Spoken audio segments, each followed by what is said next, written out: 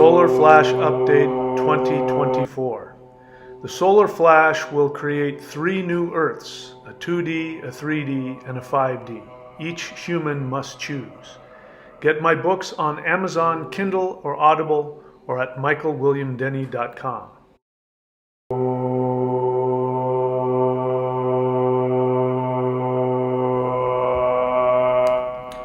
Hello, my fellow human light beings. This is Mahadeva the Thunder Wizard.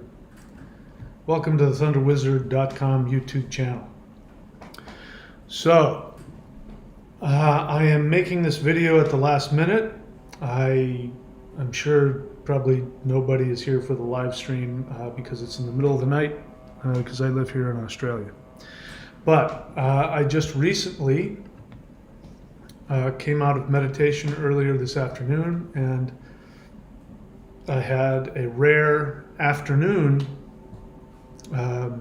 interaction with light beings. I say rare because usually the electromagnetic field over the earth is such that I have better luck interacting with those higher dimensional beings in the late afternoon into the evening and at night. But this, the energy was hitting me earlier today, and so I listened to it, and I decided to do some interdimensional meditation, and I went out, and if my interpretation of the experience is accurate, I went and sat before the Council of Nine. I don't know if you've heard of them before. I had never heard of them until they came to me a year and a half ago, and they said, we're the Council of Nine, and I said, I have no idea what that means. I've since found that other people have talked about it, written about it, so believe it or not, that's okay. You can choose to believe it. I'm just going to report to you what I believe I received and how I interpreted this information during the meditation. So before I go any further, if you're new to the channel, please subscribe, like, and comment. We need that because I do say things sometimes that's outside of the narrative. And as you know, the powers that be like to shadow ban people like myself. So I do need you to like, subscribe, and comment, share it with others so that the algorithm will pick up on it and give it the attention it deserves. I need you to go to the free playlist page if you're new. These 3 playlists in particular, the Maoshan Qigong, the Interdimensional Meditation, and the 12 Steps to 5D, those are the most powerful practices you can do. Do at least one thing from one of those playlists every day. It's free. Just go to the Thunder Wizard YouTube page, click on the playlist, do those 3 playlists. And while you're at it, I need you to go to thunderwizard.com, the website, subscribe to the Warrior 90-Day Lightning Qigong. That is the most powerful energy practice. Again, much of it downloaded directly from higher dimensional beings.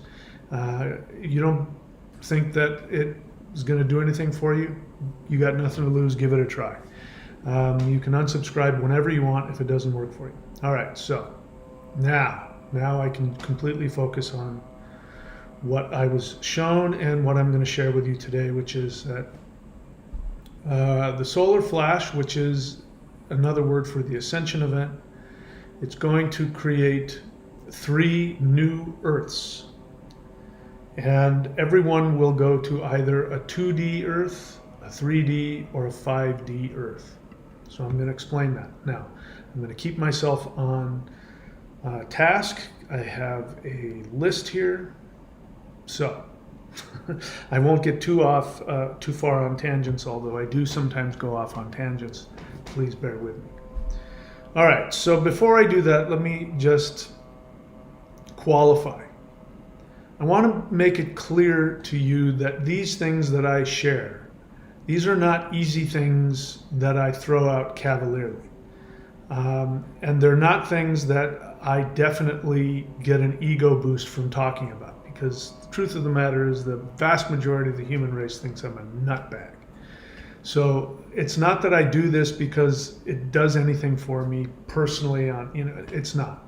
And personally, as I receive this information, it's not also. My ego and my, all that human stuff does not take this well. So if you think I'm spouting this like a preacher on a pulpit full of self-righteousness, I'm not.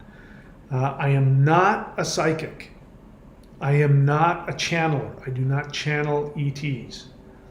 I am not a prophet. I am not speaking the words of God. I am just an average person who I'm rather pig-headed and determined, and I've talked about it before, but I found evidence that there might be this thing called higher dimensional extraterrestrial entities and that you can contact them. And I said, if that's real, I'm gonna either make that happen or I'm gonna spend my life disproving it as complete nonsense. And the end result of that was that I was successful. Go and watch my video from a year and a half ago, how I became an extraterrestrial, and you can see video and audio evidence of that and the experiences that I had. And it completely, totally was not at all what I was expecting. I'm a spiritual practitioner. I've been doing high-level energy work. I've been doing out-of-body work, shamanic journeying. I've been, using energy and bending the laws of, I've been into all that. And I thought I knew what the spirit world was. And it's not at all what I thought. And my understanding of reality has been completely, totally devastated, destroyed, and changed. So, point I'm trying to make is that what I'm about to share with you isn't something that's coming from some new age wannabe who likes doing this and likes talking about this and wants to go out, on the beach and get with friends and smoke pot and talk in light language. That's not who I am. I'm a martial artist. I'm a spiritual practitioner, but I'm very practical. So to be talking in the ways that I'm going to be talking is not something that I do easily. And I'm only saying that so that you know where this is coming from. Believe it or not is up to you. You won't hurt my feelings one way or another. All right, so now that I've gotten that out of the way. All right, so a year and a half ago, very briefly, what happened was that, I had ETs show up, blah, blah, blah, communicated, higher dimensional stuff, blew my mind, thought I was going crazy. And I received a lucid dream, a real lucid dream. And it was more real than, this reality here. And I, in hindsight, the energy that was going on in that dream was definitely higher dimensional. And I suspect that this dream was given to me by a higher dimensional being. Whether that be an ET or otherwise is irrelevant. And in that dream, I won't go into the specifics of it in this video. Maybe in future videos, I'll continue to unpack the symbolism in that dream. But the message was very clear that we are on the verge of a massive transformation and that there will be a singular event, whether that's an instantaneous event or whether that's spread over days, weeks, months, years. That's up for debate, but there will be a singular event that will shift the awareness of everybody on planet Earth, and everybody on planet Earth will have an opportunity to choose to interact with this. And it will be beyond what everybody thought. The main thing is that people who are spiritual or religious will believe that a religious event is happening, like the second coming of Christ, or depending on your religion. That will then be revealed to show that that religion was merely a symbol for something much greater, which we would call true spirituality. So there will be this simultaneous experience of enlightenment and salvation combined with a lot of people are going to be, their jaws are going to hit the floor when they realize the things that they believed were only symbols, and that in the third dimension you can't possibly understand what is really going on. So in other words, the truth of our existence is going to be revealed to everybody on this planet. And they will have an opportunity to choose to go with it. Now, this isn't part of the dream. This is what I'm saying now after the fact. They will have an opportunity to go with it, or they will have an opportunity to close it down and continue on, whatever self-destructive or path of denial they might be on. Or in other words, they might want to choose to stay in the third dimension. That might be their desire. So that's the background of this. And I tell you that because it hasn't been made clear to me exactly what this event is. The event for me was obviously symbolic, at least to some degree. And when I, in meditation, went back to these beings and I was able to contact them, and I said, what exactly is this event going to be? Is it going to be a fleet of spaceships? Because that's the only thing I could imagine, because interacting with higher dimensional ETs is what completely, totally blew my mind open, and I knew I was connecting to higher dimensions. And if everybody in the world was having the experience I was having, I knew that everything would shift up. So I just assumed it would be something like that. So I said, is it going to be a fleet of spaceships surrounding Earth? And they said no. And they almost never say no. They usually either avoid or evade or they're silent, but the direct response was no. It's going to be a series of solar waves of love that are going to hit the Earth, penetrate all of the matter on Earth, and everything will change. That's basically all the information that I was able to get. Bear in mind, communicating with higher dimensional beings is not the same. I can tell you, it's not the same as even communicating with deities. Deities have the ability to communicate to you in your language very clearly, even though it's the same general kind of telepathic communication. There's no crazy weirdness to it to the degree there is when you're talking to an actual physical entity that's in a higher dimension. When they talk to you telepathically, the energy and the concepts that they have are higher dimensional, meaning that it doesn't fit into the third dimension.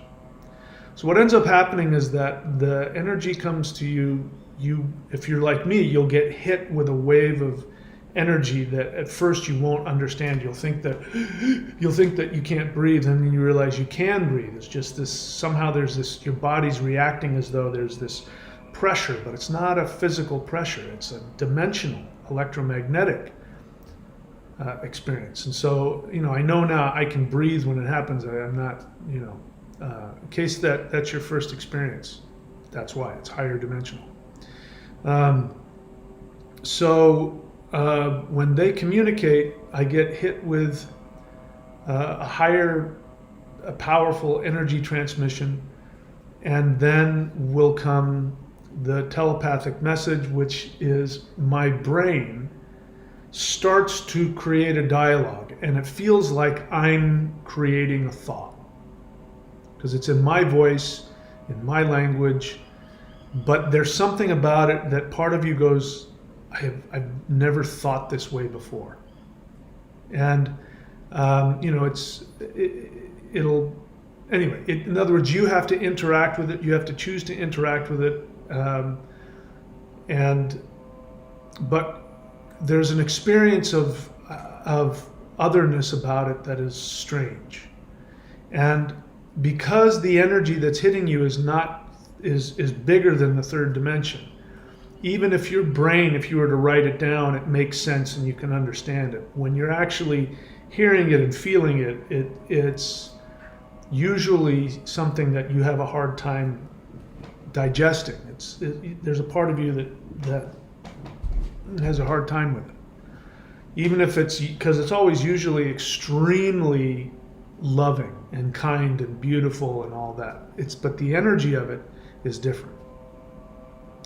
Anyway, so the point I'm trying to make is that I'm going to be sharing with you some specifics, and I am open to be wrong about all of it.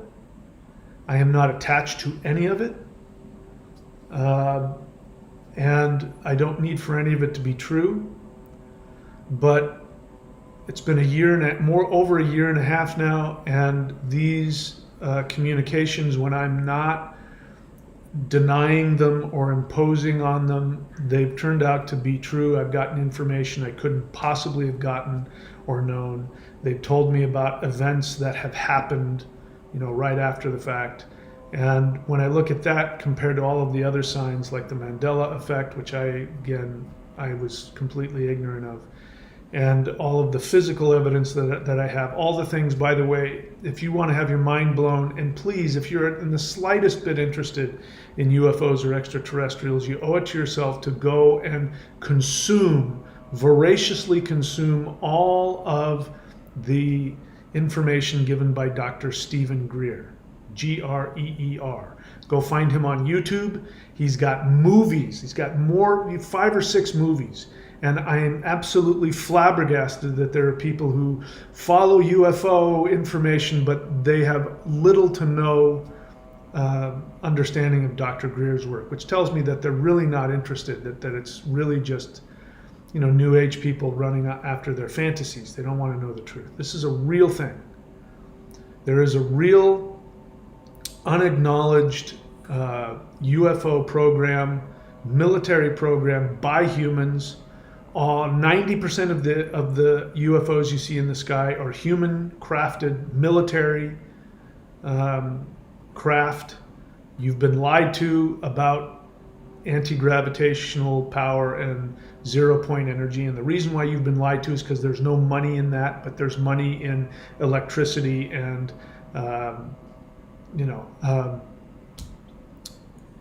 fossil fuels. It's the only reason we're still using fossil fuels 100 years later is because there's no money in the real energy. But they're using it.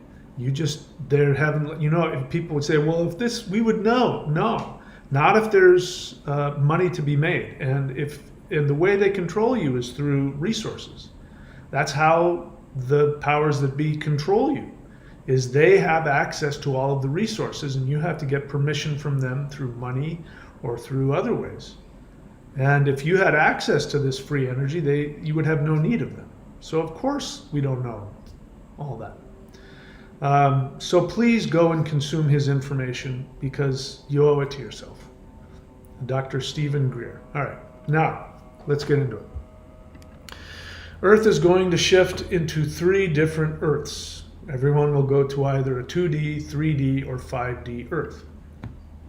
So as I said, the ETs said to me that there's going to be a series of solar waves of love. That's a quote. Every time I say it, it sounds so hokey, but in fact, I almost didn't believe that it was true because it sounded so hokey until people said, no, you're not the first person to say that. It's been said for 15, 20 years. Unfortunately, a lot of the sources that say this are, they've got half-truths. This is part of the problem of being in the 3rd dimension. We have half-truths. We don't have complete truth because we conflate. We project our own unconscious fantasies onto our true intuition, and we conflate. We project our fears, we project our fantasies. And so a lot of the things that, especially like if you watch Gaia TV, I would say throw almost all of that out except for Dr. Greer's work on there, because it's full of fantasy, and that's why they do it. That's the vast majority of people who buy that stuff are people who are deep into New Age fantasy, and in that you get partial truths, you get some truths, you conflate.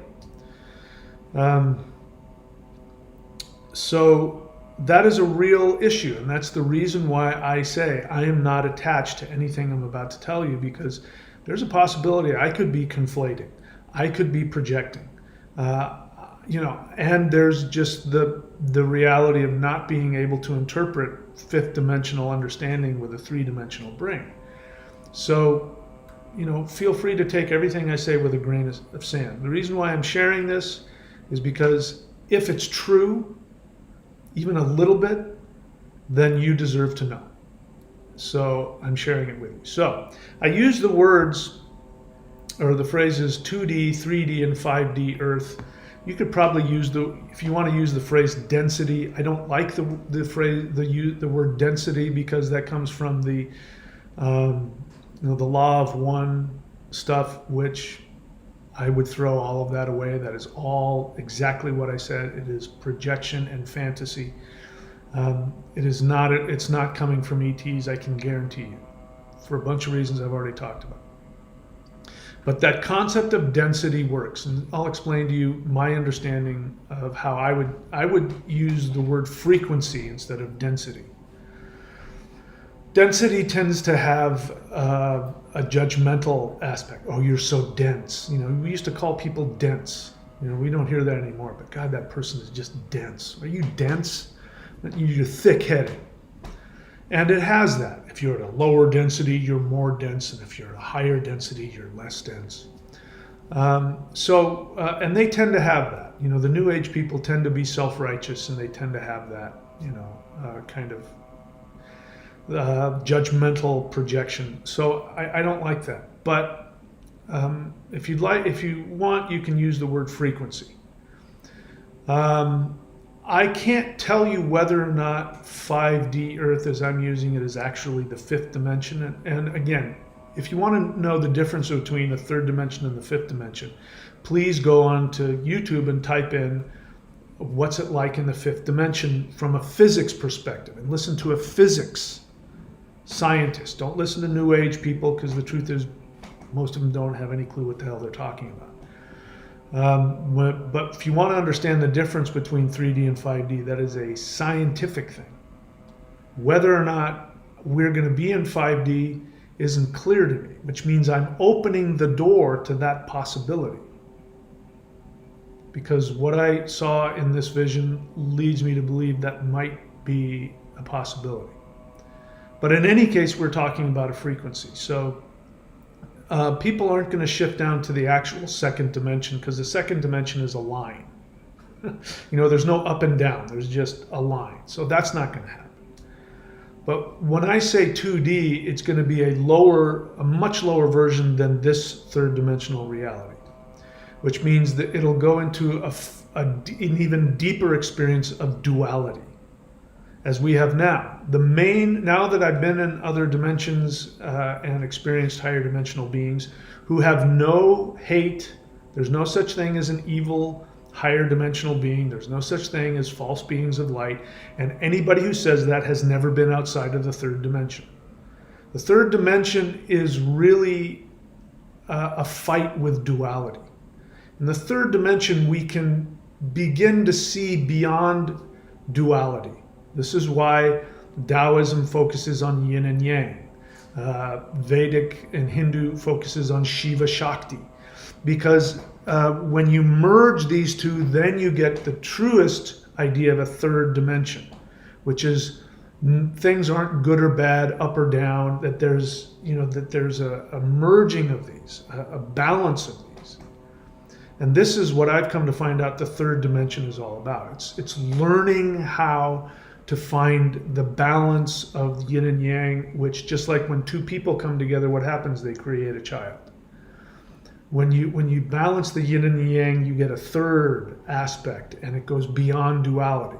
But if we don't balance those two, we're stuck in the duality of yin and yang, of up and down, good or bad.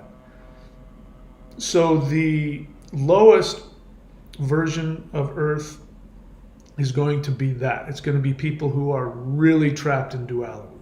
And duality is what has created enslavement, torture, narcissism. That's what, all you have to do is talk to a psychologist. What is it that goes on in the mind of a narcissist? Somebody who has a mental illness of narcissism. They'll say, oh, they're stuck in duality. They can't, they either love you or they hate you. They can't be in the middle. They can't accept you as a person with your individuality. They can't tolerate not getting everything that they want in the moment. And so they either want to destroy you and consume you, or they want to enslave you and consume you. And this is the duality. So the 2D version is that. It's going to be even worse than this, which will mean that the dark force elites that are running the show right now will completely succeed in that version of Earth. And if you want to know exactly what that version of Earth is going to be like, go and watch Terminator. Skynet. But instead of Skynet, and instead of it just being AI, it'll actually be human beings in spaceships. But they will have lied to you and said that extraterrestrials have invaded Earth, and they will, the elites, since I was a kid, have been openly saying that what they want to do is have an Earth with only 500 million people on it. We have 9 billion. So in order to achieve that, easiest way for them to do that is to get you. This is why everybody should stop wondering about grays and alien abductions, because that is a human thing. That's the deep, the dark force humans are doing that. So they will achieve that. In that lower 2D version, they will achieve this version of Skynet, and there will be robots and fake aliens, and there will be spaceships, and they'll be shooting lasers and energy beams, and they will be taking people hostage, and they will be experimenting on them and continuing to do what they're doing now, except it'll all be out in the open. Right now, when you hear about alien abductions and their breeding program, that's human beings. Human beings are actively trying to take human DNA and splice it with alien DNA, because humans have been. There hasn't been any crashed UFOs. Let me be clear about that. There's no UFO that has crashed because there was some internal error, or the alien sneezed, or it got hit by lightning. All of the UFOs that have crashed, and there have been many, I don't even know how many hundreds, thousands that have been down. They have been shot down. And the first one was shot down by accident around, again, Roswell, when humans were playing around with radar and some other things associated with that. And the ETs weren't prepared for that, and that messes with their electromagnetic technology and went down. Once humans figured out they could down ET craft using various types of electromagnetic waves, they started creating energy-directed weapons. And now it's all you have to do. I was talking with somebody the other day, and they're energy-directed weapons, and I said, that's not a secret. All you have to do is go onto YouTube. Just type in energy-directed weapons. You will see videos from the military and from the civilian technology, skunk works and all that, and you will see them. I put videos up of them testing it, shooting down planes with energy-directed weapons, and this was 10 years ago. So you don't think they're not going to use that if it serves them? Of course. You don't think that's not being done now? Of course. So that's 2D. So let's move on beyond that. 3D.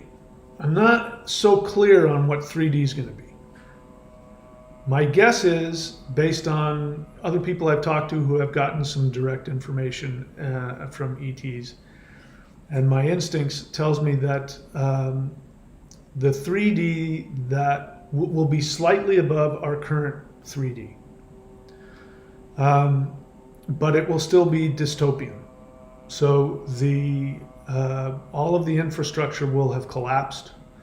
The banks will have collapsed. The governments will have collapsed. And it's very possible that it's because human beings woke up enough to disengage. And that ended up happening, just collapsing the whole, the whole infrastructure, politics and finances and all of that. So people may go back to sort of living in the 1800s.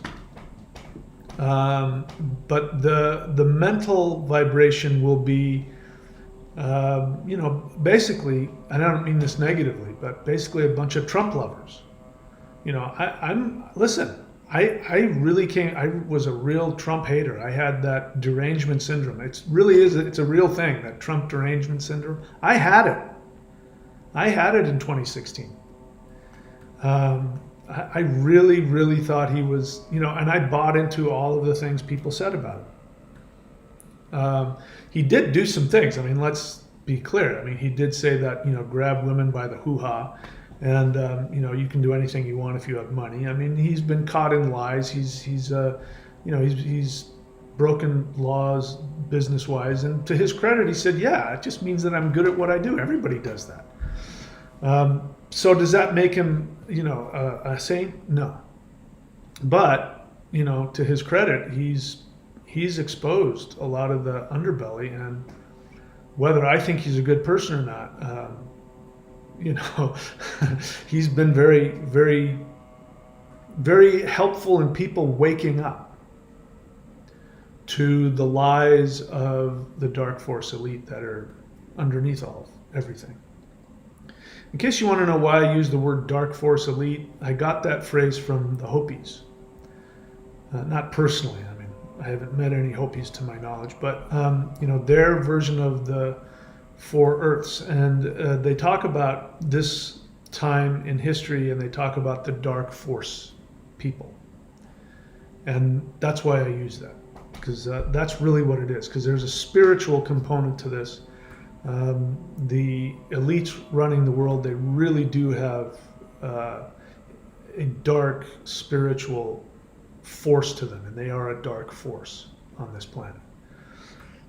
So the 3D version, I think, my guess is that it's going to be people who have woken up to the degree that they no longer are in the mainstream narrative. Countries have fallen apart, banks, infrastructure, and so it's going to be like that. It's going to be dystopian in that way, but it won't be as bad as if the elites had won.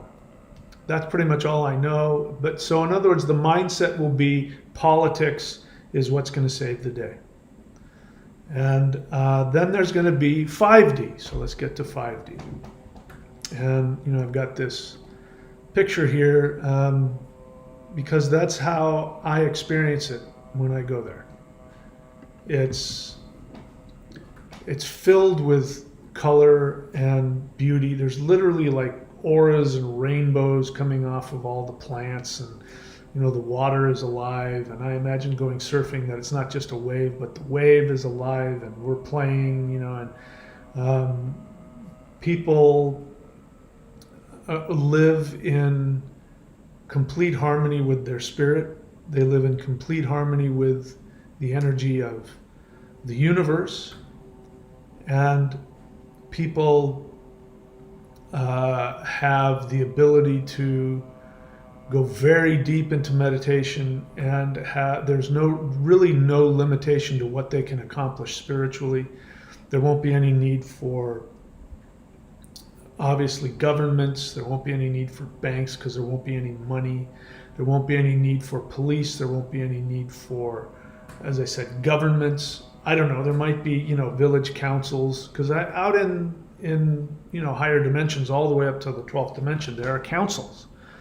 And like I said, today I met with the Council of Nine, and these were, they were giving me information about this. It was coming from them, assuming that I'm not crazy and I really was hearing them and I didn't misinterpret it, which are all, let's be honest, possibilities.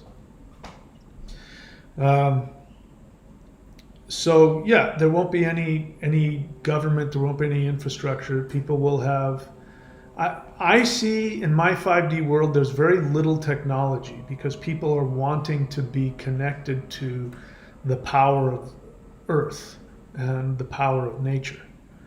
But there will be technology.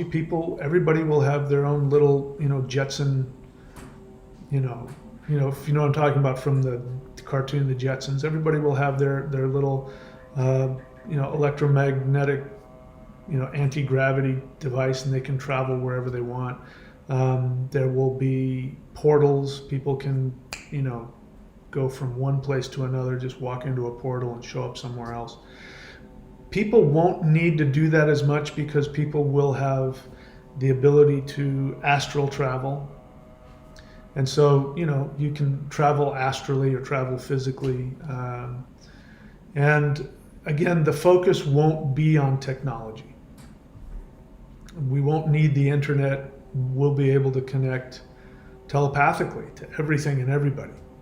And whatever technology we do have will be powered by not computers or AI. It'll be powered by the quantum field, basically the mind of God, which is operating from love. So technology will function that way.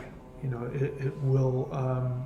it will use that same, basically it will just amplify the powers that we naturally have. So the powers that I'm using when I'm doing interdimensional travel and I'm communicating and I'm, you know, I do the healing on myself if I do energy work on other people, which is very rare, but that energy, that's the energy that's going to be used with whatever technology that we have. Technology will be conscious, but it won't be AI. It will actually be, you know, our unified consciousness.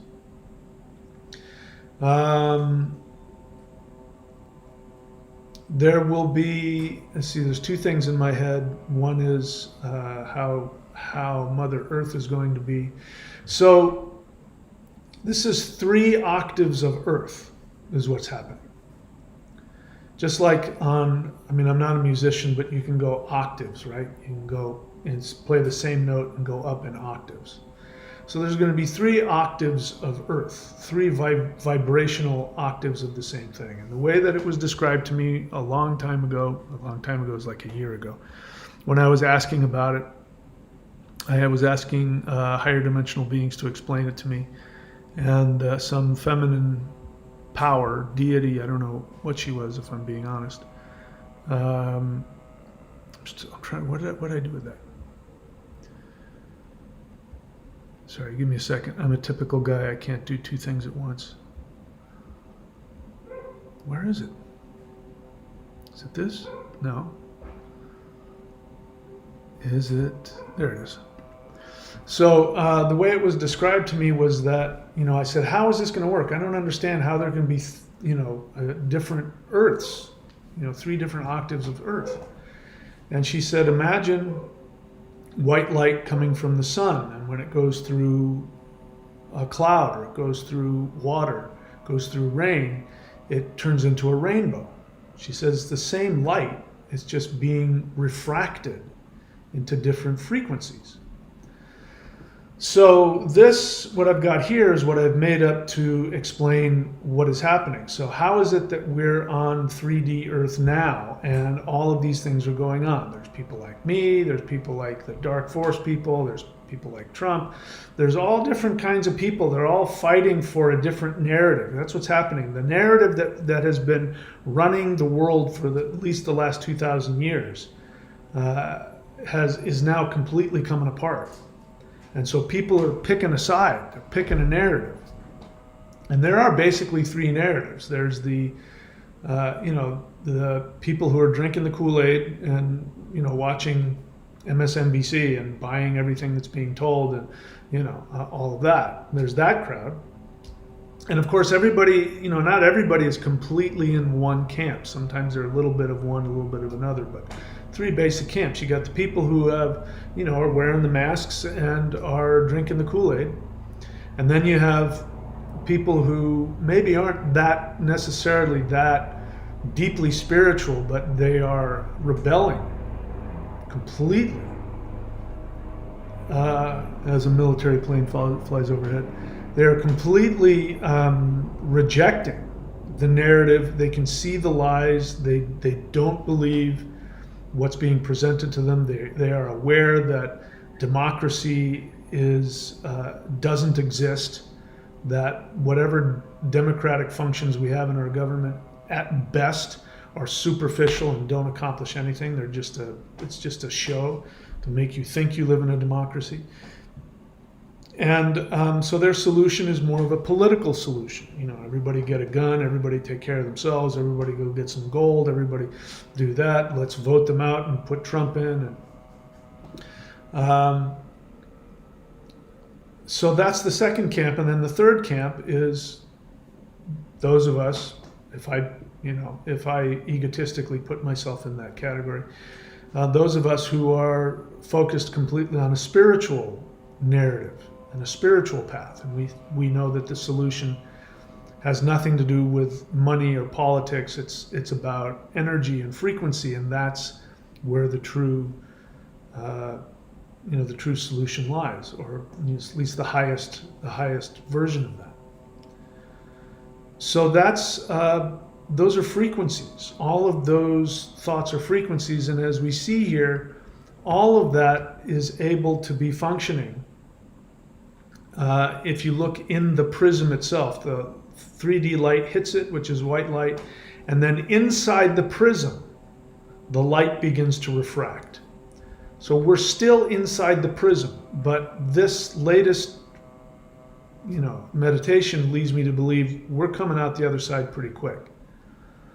And I can't escape the feeling that this is coming very soon. I would not be surprised if the event doesn't arrive this year or next year. I think by the time 2026 has come, and I'm totally open to be wrong about this, if 2026 comes around and I'm still making videos on YouTube, I will tell you I was wrong. I have no problem admitting when I'm wrong. As I said, I'm not a prophet. I'm just reporting to you my experiences and my interpretation of those experiences. So I would not be at all surprised if this doesn't happen before 2026, which coincidentally lines up with the end of the solar maximum that we are currently experiencing, which would lend credence to what the ETs have said, which is that this is a solar event. Now, interesting, when they told me that the solar flash event was going to be a series of solar waves of love, that was before the actual event had in earnest begun. So in December of 2022, December 21st, 2022, they came to me and said, it's begun. It's officially started.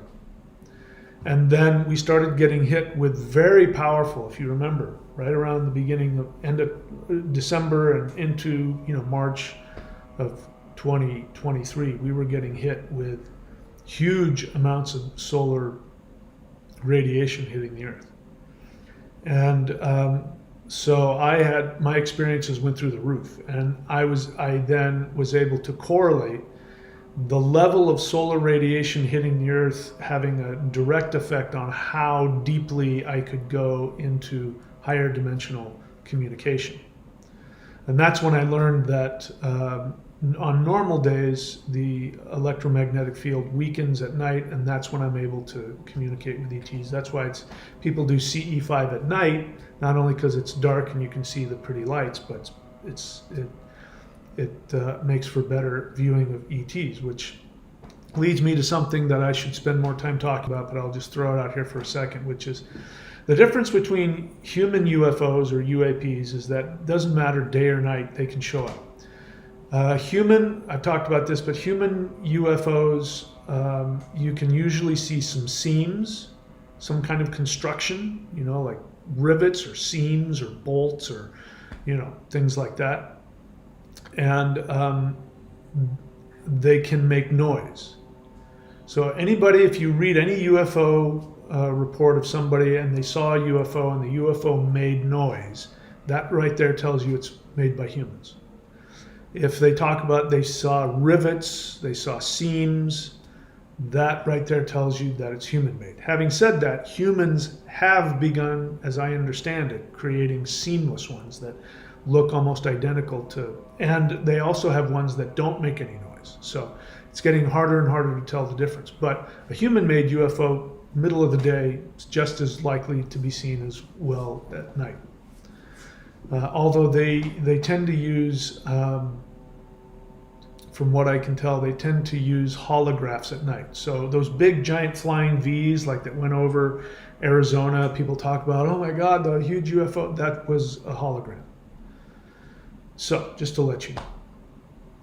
But real extraterrestrial craft is always going to be transdimensional, which means that during the day, you're less likely to see them if they're there. And number one, they can't The ETs cannot fully make themselves seen right now because humans have ways to detect them. Once they phase into the third dimension, human beings can detect them right away.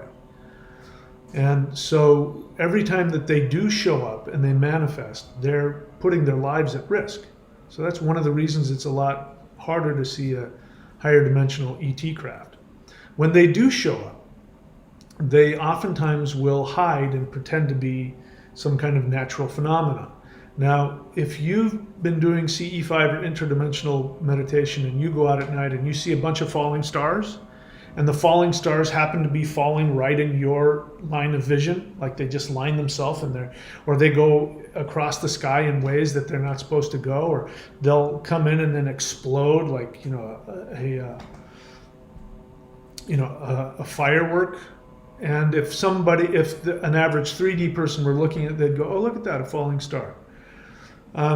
Those are very possibly an ET craft. And the reason for that is because, well, they're not even ET craft. It's higher dimensional beings playing with the third dimension. So they do things in the third dimension. That's why, real ET craft or ET sightings, you'll see a light. And then the light will turn into 3 lights. And then it'll come back into 1. And it'll do things like that that are impossible. That isn't so much a craft as it is a higher dimensional being playing with the third dimension. And the reason why it's always in light is because light comes from the 5th dimension. Even physicists will tell you this. All the light coming from this light bulb, from the sun, all of the light on Earth comes from the 5th dimension. It's leaking into the 3rd dimension. So that's why they're called beings of light. That's why my ancestors called the elves, because elf means light being. It means shining one. Literal translation would be being of light. They didn't think of it in terms of extraterrestrial. I mean, back then, 2,000 years ago, people weren't looking up at the planets and thinking about round planets. There was the heaven and earth pretty much, and there were beings of light that weren't part of their reality. They were the angels, they were the elves. And now we know that those angels, many of them, were physical extraterrestrial beings manifesting in the 3rd dimension. All right, so let me look at my list here because I did exactly what I said I wasn't going to do, which I went off on tangents. So current Earth will split into 3 different Earths. There will be a 2D, a 3D, and a 5D Earth. You put quotes around that. Different frequencies, perhaps all within the 3rd dimension. 5D Earth will be the higher self of the other Earth. So this is the new stuff that got to me today, which was very interesting. So I haven't shared, and I don't know if I am going to share what they've told me about who I am in this post-solar flash Earth. I don't see any benefit in talking about it publicly because all it would do would distract things, and so I'm not gonna get into that. But what I will say is that if I understood them correctly today, I'm going to be on the 5D Earth, and I will have the ability to shift down to the 3D and the 2D if I choose. And I will have the ability to manifest in whatever way I want. Not in any way of like doing weird stuff or magic tricks or controlling people. But the assumption behind that is that people on 5D will be helping. And they will astrally travel to Earth either just with their energy or in meditation they'll send energy, or perhaps they'll show up and manifest and who knows what. I wasn't clear about that, but they seemed to be telling me that it would be a pretty amazing, fantastic thing. So much so that where is it? 5D Earth, let's just go through it here. 5D Earth will be higher self of other Earths. 3D will be slightly better version of 2D is what I meant to put there.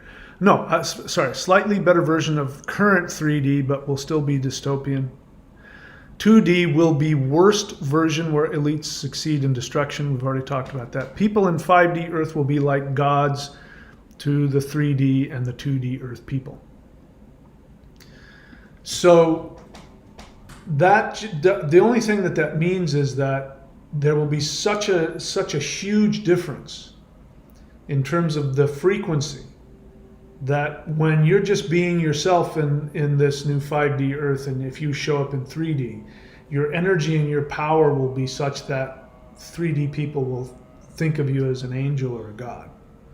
The way that we experience ETs when they show up, I mean, I experience them that way every single time. Every single time they show up, it might as well be the Archangel Michael or Gabriel, or could, Shiva himself. I mean, the energy is so intense, the love is so overwhelming, the power. It's not like they make it in the movies. It's not like that, some 3D gray alien will walk in and you can sit down, he'll put his ray gun down, and you can talk to him, or even telepathically communicate. Like when you see those nonsense garbage videos of, alien interviews where you have some guy moving a puppet and pretending to be a sick 3D alien. Those are all made up nonsense garbage.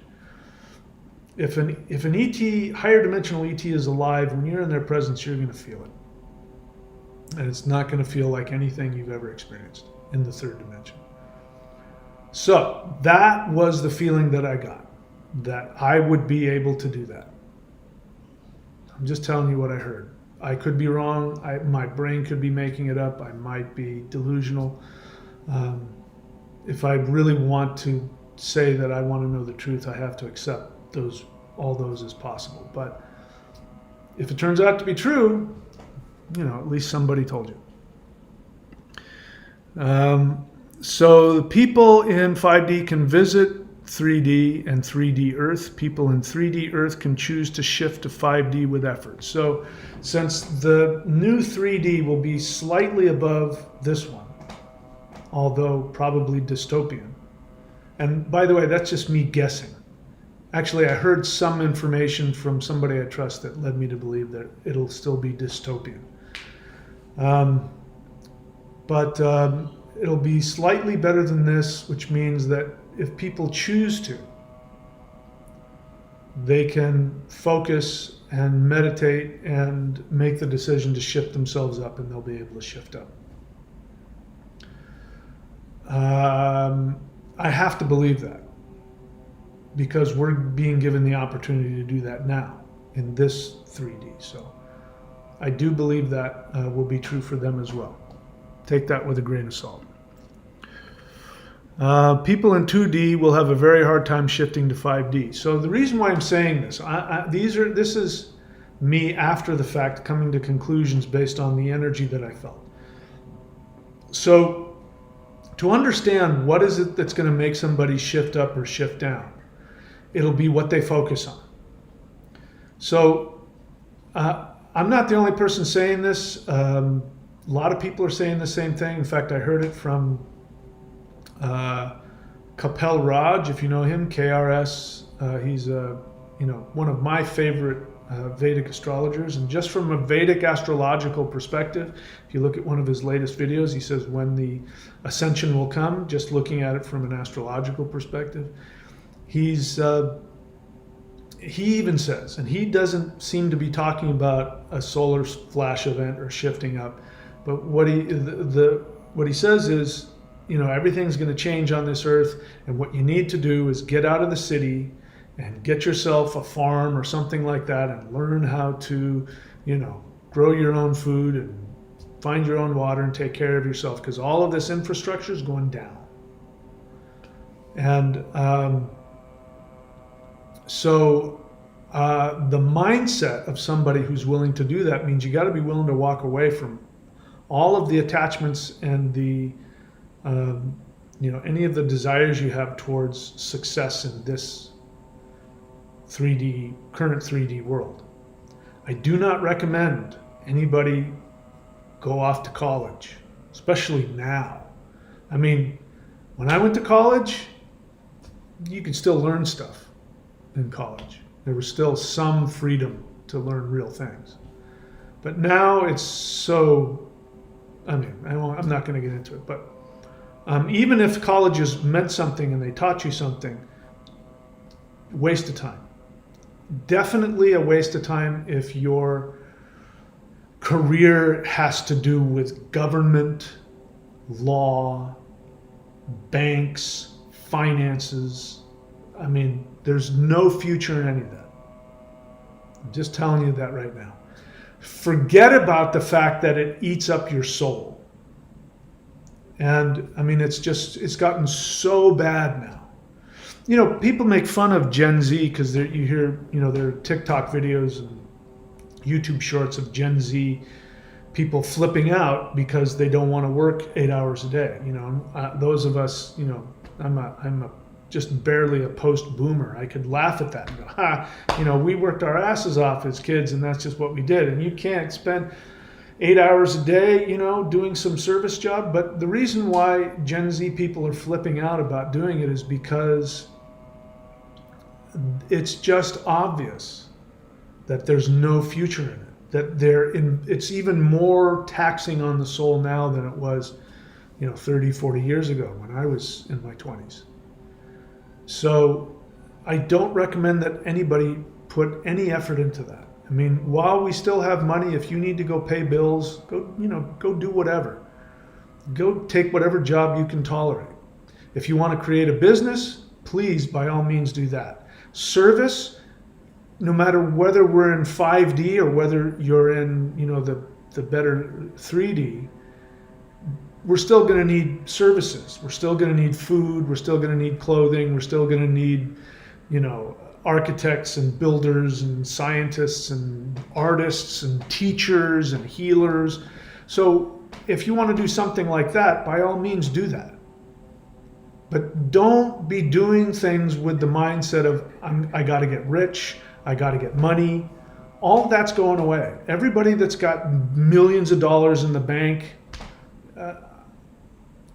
unless I'm wrong, which I don't think I am, I don't even have to be spiritual to know that. I mean, anybody, you listen to anybody, they'll start talking about, you know, the economy's going to crash.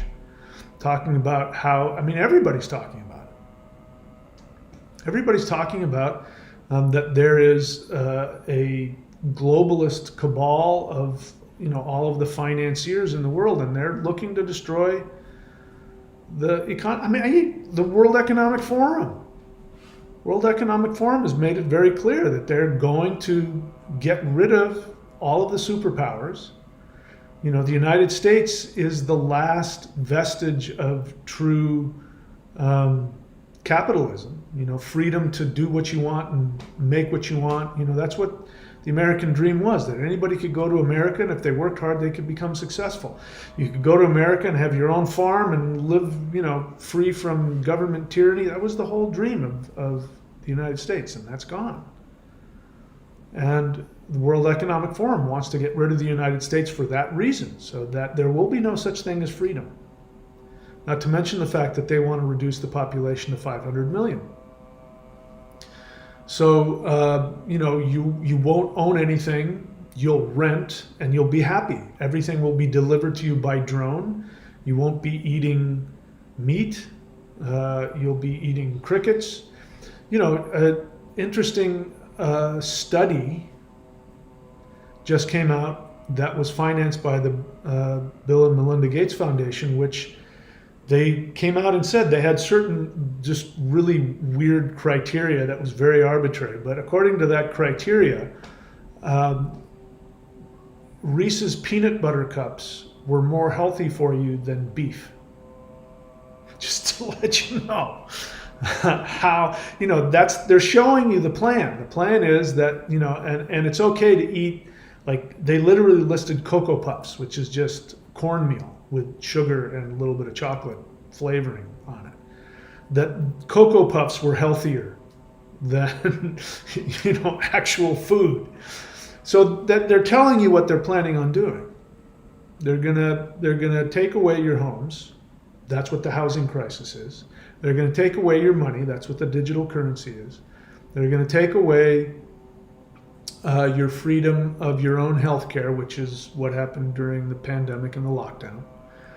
You won't have any freedom. You won't own anything.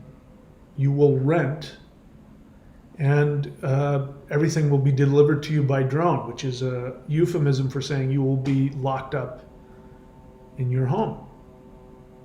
Look at what's happening go spend any time looking at what's happening to Lahaina and the 5-minute city they want to build there. This is where they're going. So the mindset, the point is, the mindset that gets you there is the mindset of I've got to go and become rich and make a lot of money and get a degree, and I've got to get a bank account, and I've got to get a mortgage, and I've got to, credit cards, and that mindset that says I got to go work at some job for 40 hours a week that I can't stand so that I can barely pay my bills. What's happening now in the United States, I'm old enough to say this. I remember in the 80s, we used to talk about what was going on in Poland, what was going on in Germany. Remember, Germany used to be East and West Germany. If you don't remember that, then you're much younger than I am. When I was in high school and college, there were two Germanys. There was East Germany and West Germany. And East Germany was controlled by the communists, the Russians. Russians were communists then, the Soviets. And in that structure, in that economy, you didn't have your own business. You were assigned a job, you were given a place to live, and you couldn't do everything you did was what they told you could do. You didn't make any decisions for yourself.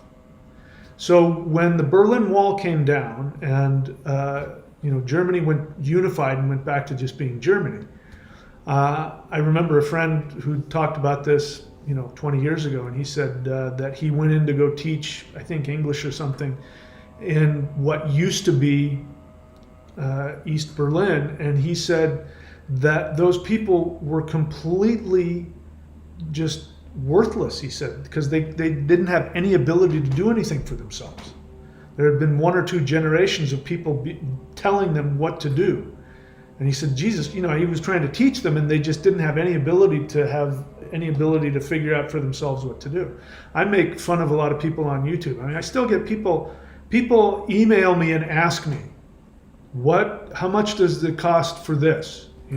And when you talk about having an apprenticeship or me working with you, what do you mean? And you have nothing but links all around you.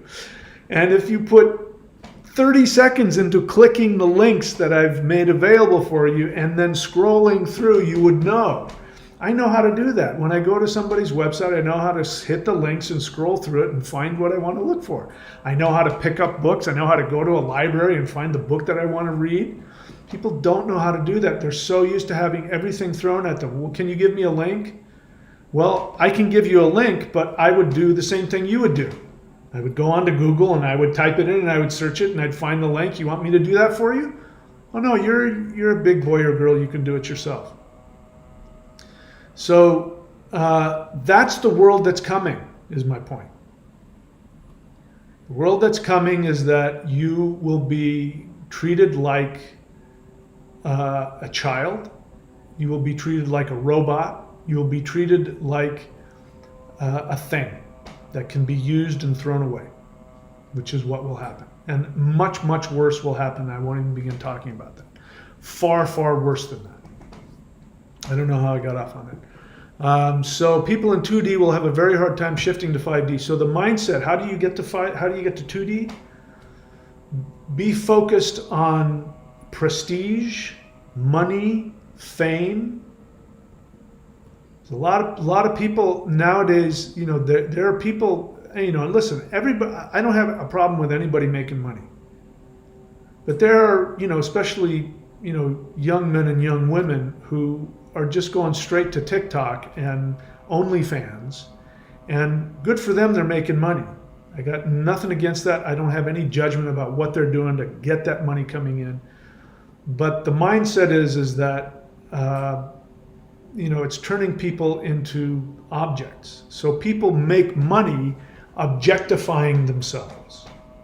We live in a culture where people are objectified for how much money you make, how much, how big your muscles are, how much testosterone, how much, roids you're pumping in you to see how big you can get. How, Jake Paul, doesn't want to be a boxer. He wants to go fight Mike Tyson and be the most famous.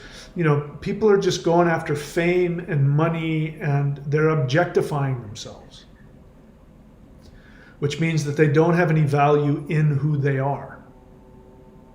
It's no longer about who you are that gives you value. It's about what you do. And this is coming from the society that is being created.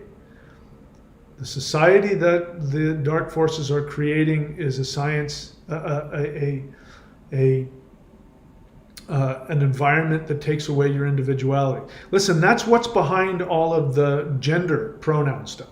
Don't get me wrong. There are legitimately people who are born a certain gender and they have, different genitalia. That's a real thing. Been alive long enough to know that that is a real thing. But when you have people who don't really know one way or another, the reason why they don't know what gender they are is because they don't have an identity. And they need to be an individual to such a degree that they need to create their own gender. Oh, call me them. Don't call me he or she, call me them.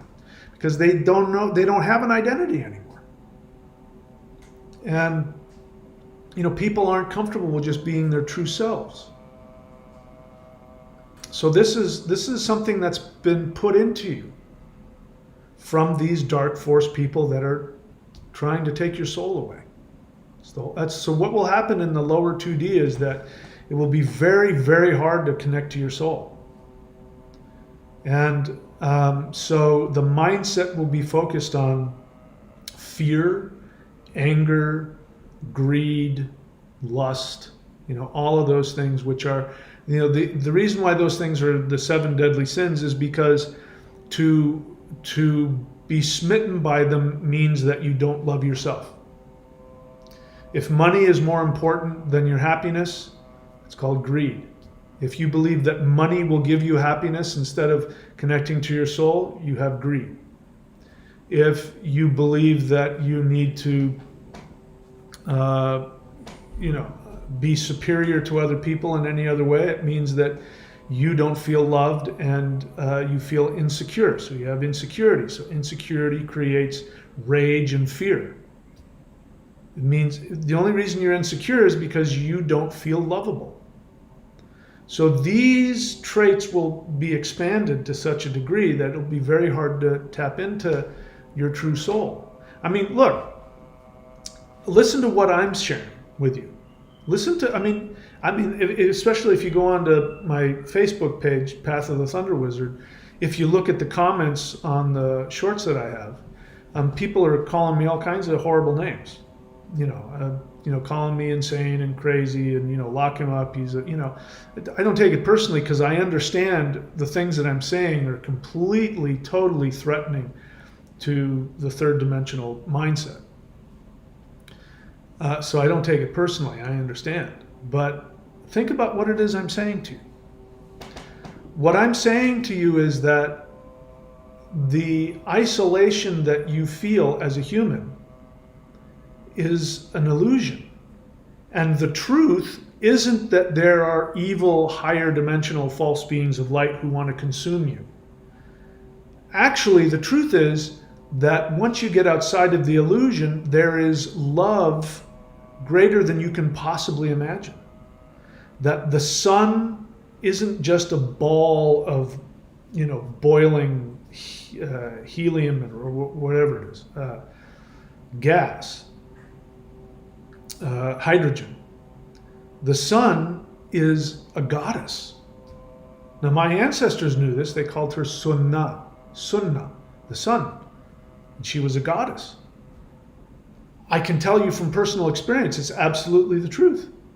In fact, right now, if I were to send out greetings to the sun, and if I said, hello, Mother Sun, I just did it, I get this, it makes me want to cry. I get filled with this love and this happiness and this joy. She says, hello, and she calls me all kinds of wonderful names. That's the universe we live in. We live in a universe that loves you. There isn't an evil God up there pointing his finger, telling you to go to hell, that he's going to throw you into hell if you don't have the right intellectual understanding and say the right names. The beings that are in the higher dimensions love you and know you, that you yourself, once you get out of the third dimension, you are in fact a deity. You are an infinite God who's created multiple universes and worlds already. So the good news I'm telling you is that once we shift out of this, it's going to be the most blissful, amazing experience beyond what your third dimensional mind can comprehend. That's the message that I have for you.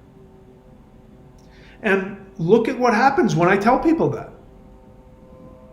When I tell people that you don't have to worry about ETs, they're not demons, they're not evil, false beings of light, they're not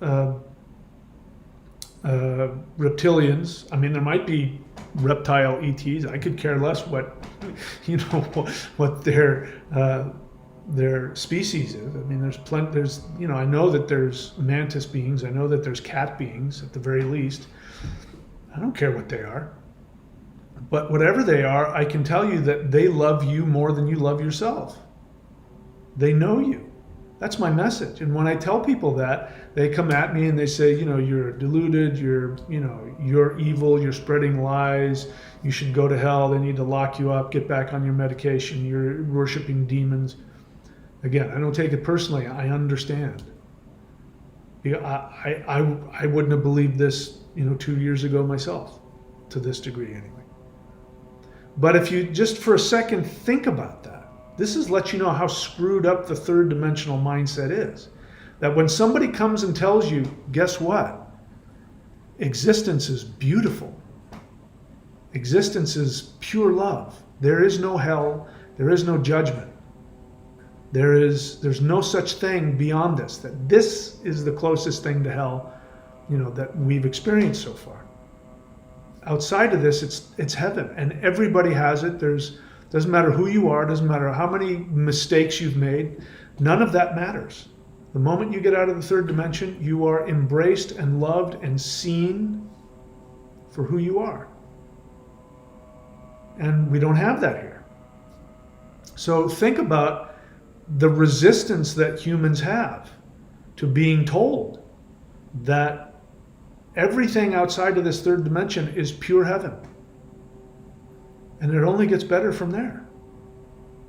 And when you tell somebody that, and their first response is to ridicule you and attack you, and they stand behind pulpits and say God is love, but then at the same time talk about being eternally punished for simply being born, because that's really what religion says.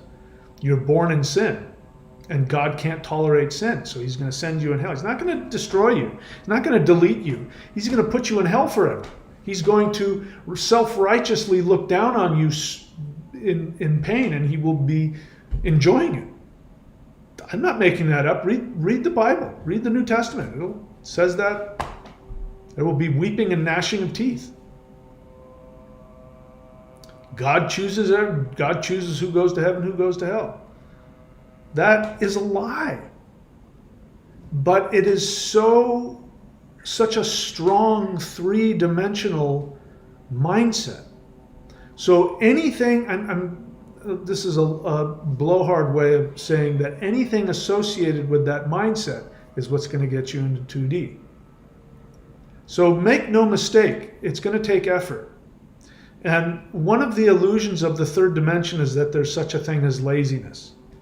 There isn't. If you think about somebody who sits in the house all day and stays in bed and eats Cheetos and gets overweight and doesn't do anything and all of that, that takes effort. It takes just as much energy to live that way as it does to live in any other way.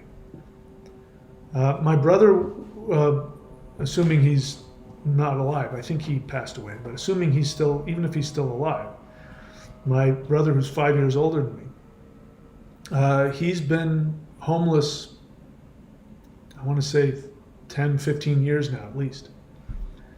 And I know, I can tell you, because I have enough knowledge of his situation, that he is homeless because he chose it. Now, he'll give you a different story. If you ask him, he'll give you a sob story. But the truth is, I know he was given multiple options and multiple paths, and he rejected all of them in favor of living in the back of his truck and panhandling on the street. So my point is that it takes effort to be where you are.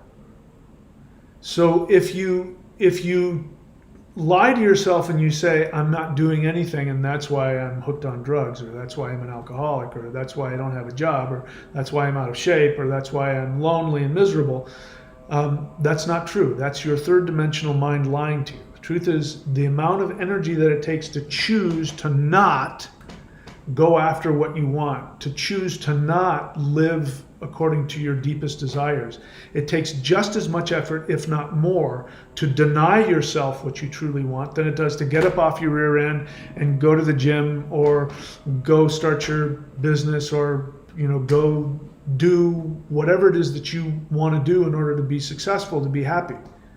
It takes just as much effort. So stop lying to yourself that it takes effort to spiritually succeed. Stop lying to yourself saying it takes effort to do meditation every day. People ask me, do I have to meditate every day? You don't have to do anything. But it takes just as much effort when you're sitting there talking yourself out of meditating as it does to just meditate. It's just easier to meditate. It takes just as much effort to go and buy, a gallon of vodka and sit at home and, watch UFC and gamble and get drunk as it does to get up off your butt and go to the gym and work out. It takes just as much effort. The only difference is, which decision are you making? You decide. You don't want to be in 2D? Great. Don't make that decision. I talk to people all the time. I run into people, as you do, all the time, because our third dimension creates people who are addicted to fear and resentment. Those are the two big things.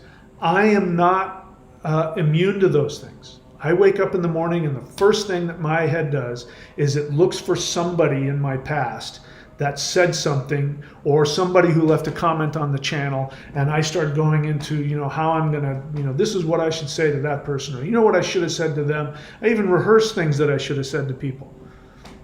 And that's where my head goes. The third dimension creates that. That is what creates the third dimensional bubble. It's the fear and the resentment and the shame, feeling guilty. When you think of somebody that you want to impress, let me give you, how about this one? This happens to me all the time. I'll listen to Mike Tyson talk about something, and I'll find myself wanting to go and impress Mike Tyson with my martial arts skills. Mike Tyson doesn't even know I exist. And my value doesn't come from any supposed martial arts skills I may or may not have. My value comes from being alive and just living and existing. But the need to impress other people comes from the assumption that I'm not valuable. Not only that, the need to prove to people, like, how about this? If you had a conversation with somebody, maybe you got into a disagreement about something, and then the next day you want to call them up and then you say, listen, I just want to talk to you because I want you to understand what I really meant. That's coming from a need to have somebody see you. So the third dimension, the assumption is people don't see you, so you have to do something.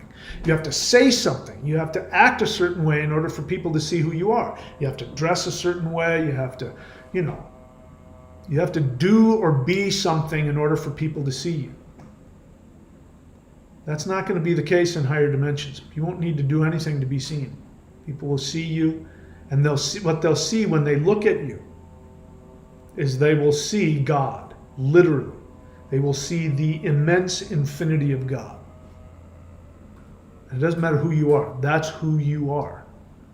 You want to actually be God? You can. Literally. You want to be God and create the entire universe? You can. How? Just choose to be.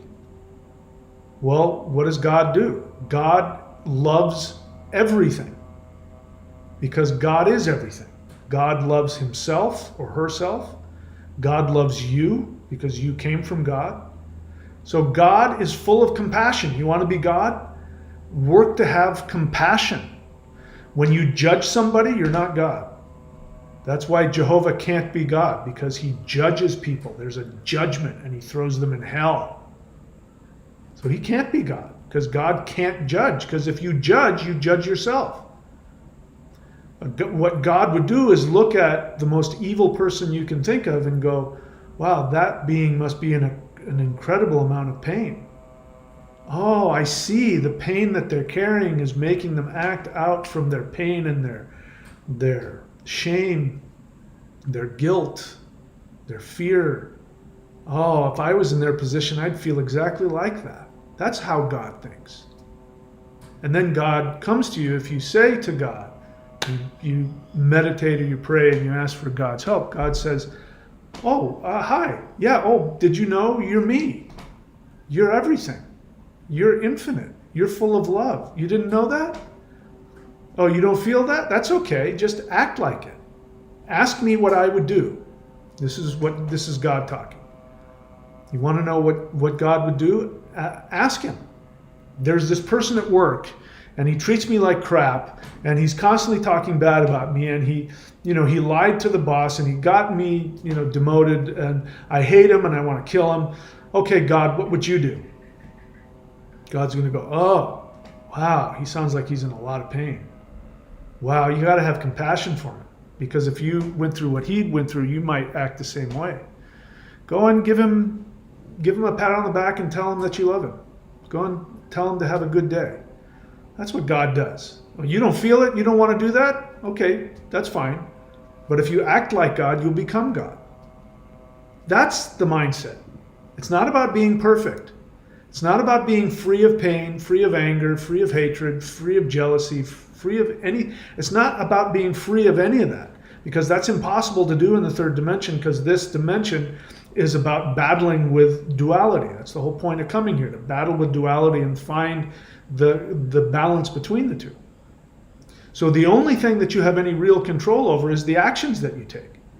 So that person that's really horrible to you, that treats you like crap, you go, I can't feel it right now, but I know that he must be operating from pain. What would God do? God would have compassion for him, and God would see the truth in him and want him to see the God within him. And so you go to him that way. By the way, ETs, whenever they talk to you, they always talk to you about what is beautiful about you. So if you're ever doing interdimensional meditation and an ET bad mouths somebody to you, that is either you talking to yourself or it's not an ET. It's not a higher dimensional being. Higher dimensional beings, even if you put in front of them the worst person, if that person reaches out and wants to talk to an ET, the ET will come up and go, oh my God, do you realize how beautiful you are? You're the most beautiful, amazing person, and and they'll be honest in things that you really do that are great. They're going to focus on what you do well, and they'll seek to empower that so that that thing within you that is good, that is good, this part of you that's still connected to the spirit, they will focus on that and pour so much love into that will expand to such a degree that all of the negative stuff will be pushed out. So you want to be like God, you act like God. So people in 2D Earth will have a very hard time shifting to 5D, but they can do it. In fact, the reason why they shift down to 2D is because they still haven't learned the lesson of the third dimension, which is to go beyond duality. So they're going to have to go into a deeper state of duality. Because nobody ever, in the third dimension anyway, nobody ever seeks spirituality until it's too painful not to. When it's more painful to be in duality, then people seek spirituality. This is why you can't preach to somebody. This is why you shouldn't try and help somebody that hasn't asked for your help. You shouldn't give unsolicited advice. Because giving unsolicited advice, the person doesn't find within themselves. So the universe has set this up. What I wanted to say is that this shift that's coming is coming because the universe has decided. Mother Earth has decided. Mother Earth in 5D is going to be, I'm going to get emotional. Mother Earth in 5D is going to be a child. In the 5D Earth, she's going to be a child because it'll be a brand new Earth that has been born, and she will want to play like a little girl. And what do little kids do? They have imagination and they create from their imagination. So when you get to the 5D Earth, here's a great thing to do. Definitely put an altar to the Earth somewhere, but put toys in there. Put flowers, because she's a little girl. Put flowers in there and put bright things and rainbows and cute things and put little toys in there for her.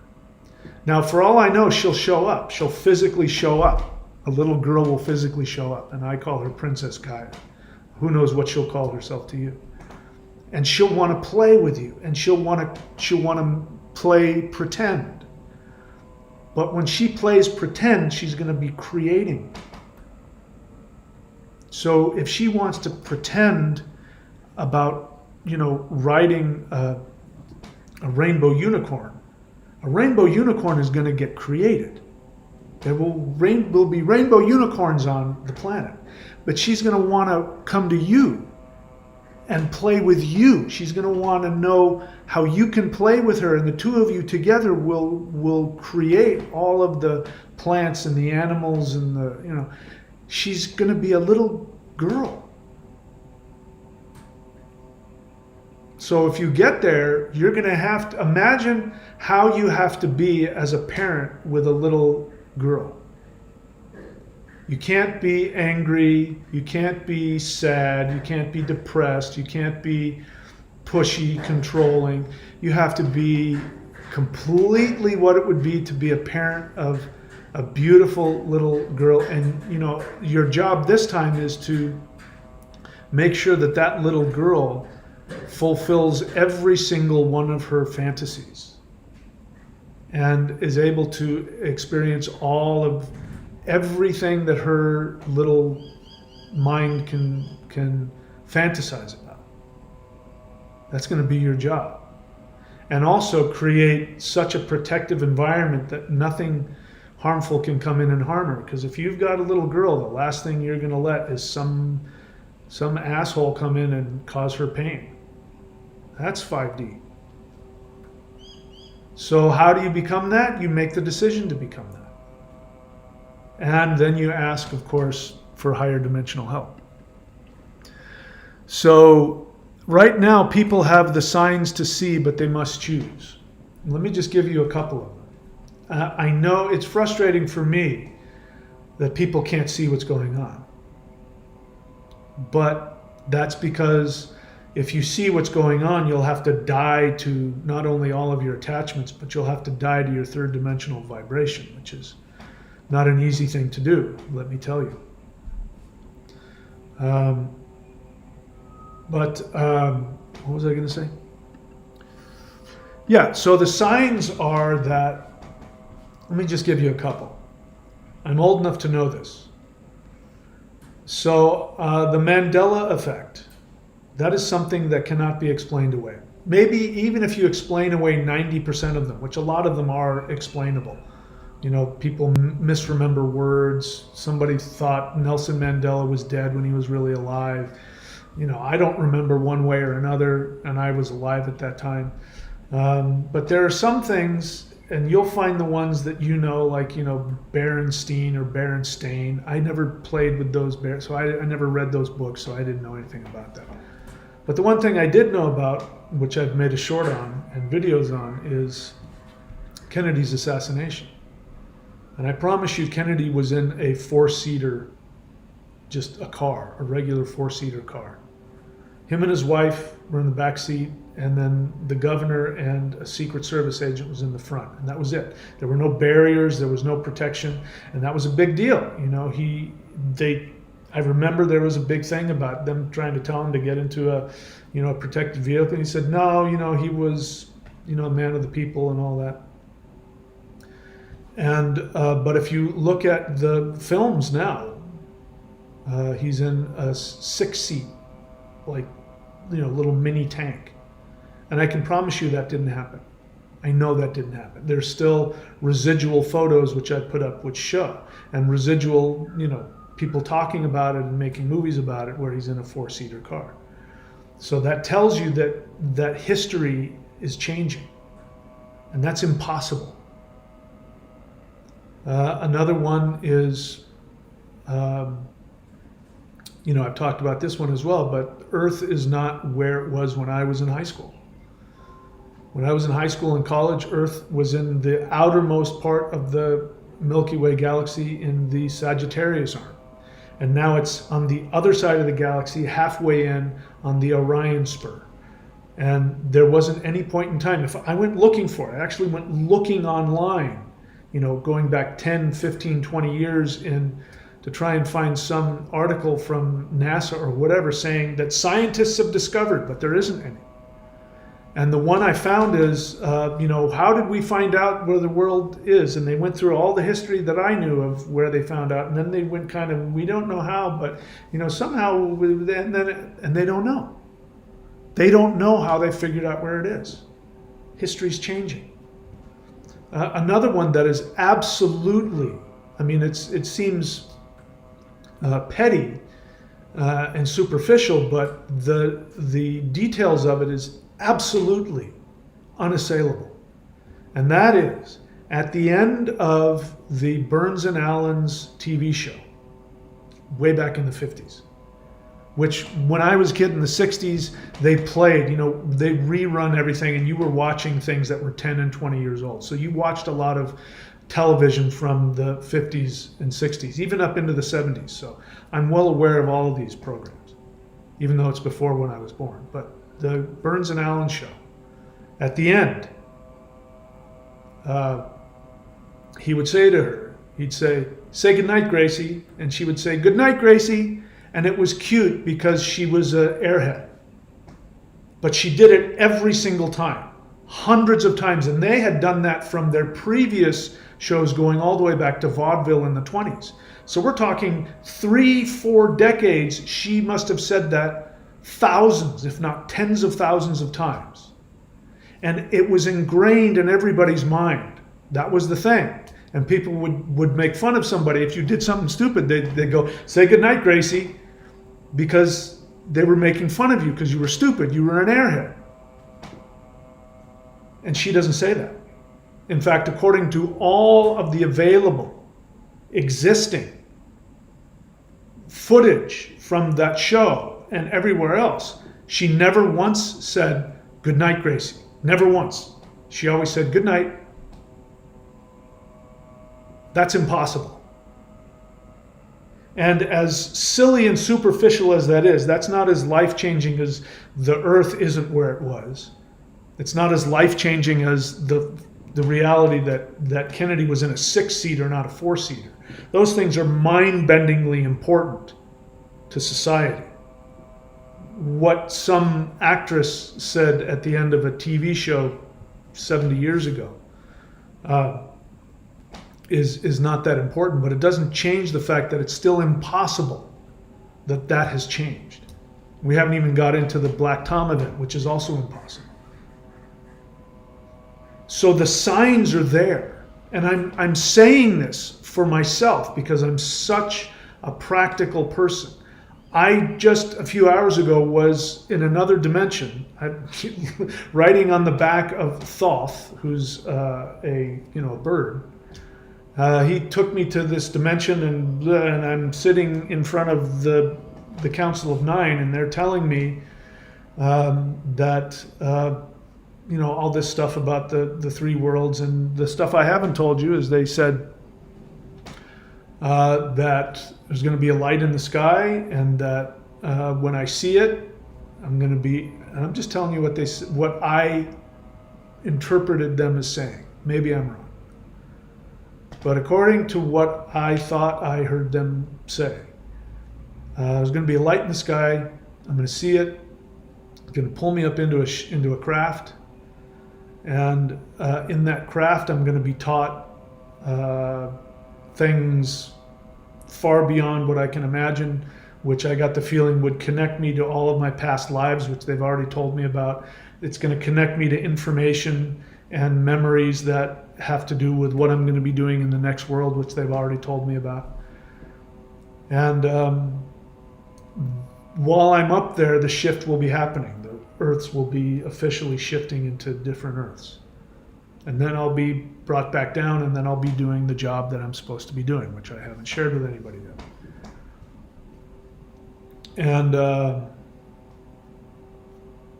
so, and again, they didn't say it this time, but they've said it before, that people are going to think you died. So I don't know what that means. But what I do know, again, this is a shift between the New Age alien abduction version of aliens and actual extraterrestrials. Alien ships are not what you've been shown. Everybody that's been abducted goes into a physical ship, a physical 3D ship with physical 3D bodies.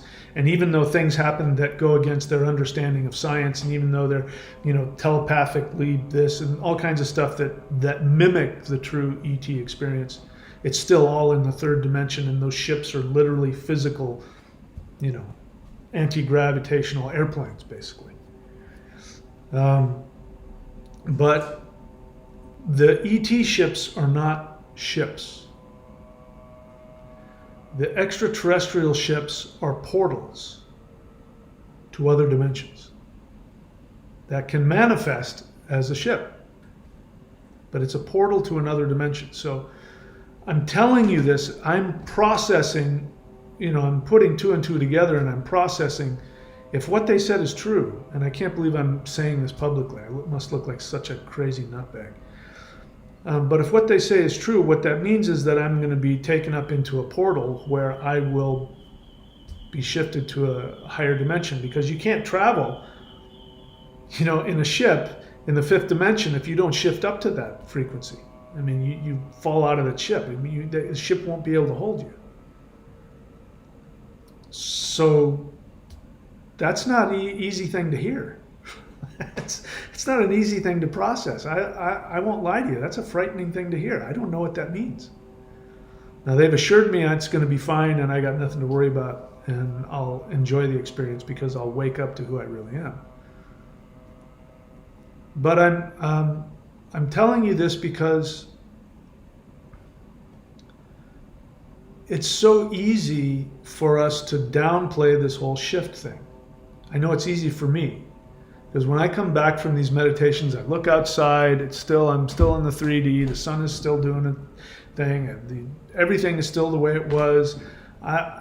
These are just strange dreams. How can this have anything to do with reality? But if it's true, we need to pay attention.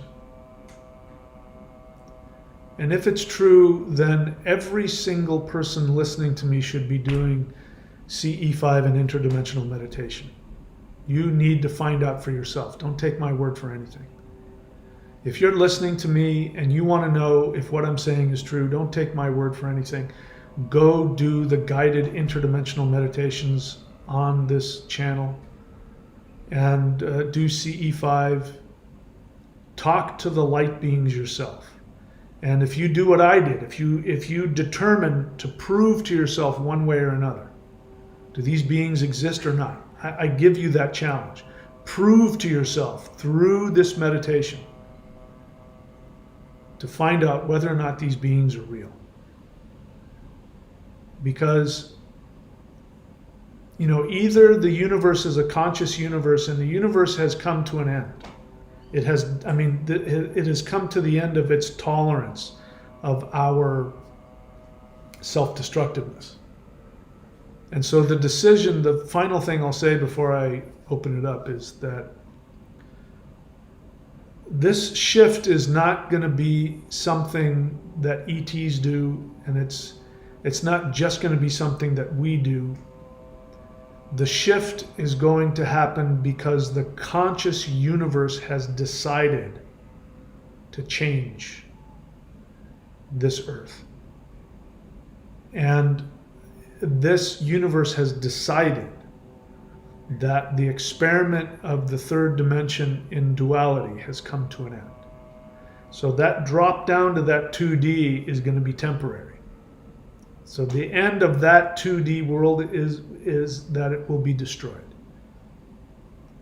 Probably it will destroy itself. Those stories of, the gods' anger and sending fires and floods, and every mythology talks about the anger of the gods against the evilness of humans, and so they wipe it out and start over again. That's what we're talking about. Except this time there won't be a reboot of this duality experiment. There won't be a reboot. 2D is going to be a deleted file, and people will shift down to that and learn as much as they can before it gets deleted, and then their souls go back to wherever they came from. So if you end up in 2D, don't worry, your soul will be fine. You just won't have a lot of fun while you're there.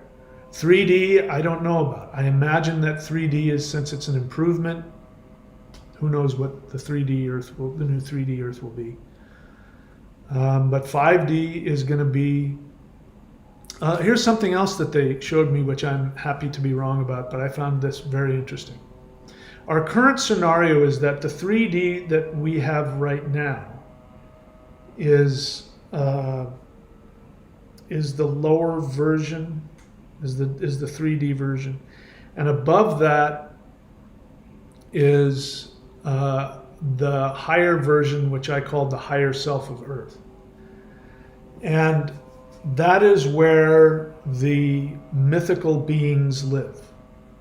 So that higher self of Earth, which is going to be the new 3D Earth. So do you see what I mean? Here's our 3D Earth. Here's the current, quote, 5D Earth. And then there might be one above that. I don't know.